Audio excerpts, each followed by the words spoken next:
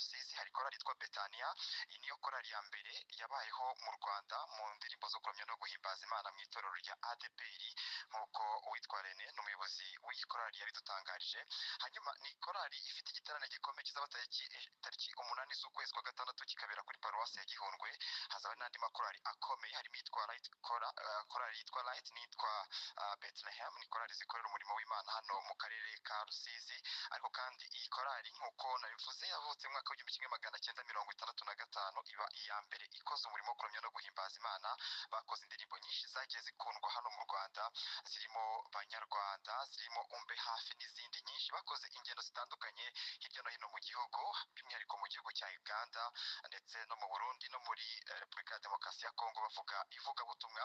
Bakavuga ko rero ari igitaramo bazakora ku munsi wa Pentecote. Ku munsi wa Pentecote rero bakavuga ko ari iminsi 50 nyuma ya Pasika. Bakavuga ko rero biteguye kuramya no guhimbaza Imana ndetse no gutaramira abazitabira igitaramo kizabera kuri paruwasi ya Gihundwe. Ni korali Betania, nimwe muzakunzwe cyane, benshi mu bazi ibijyanye n'ivugabutumwa bahise bayumva. Ni korali yatangiye umurimo w'Imana hano i Rusizi, ahatangiye ubutumwa bwiza ahazwi nk'Igihundwe. Ubwo nibyo nabavuze kuri korali Betania.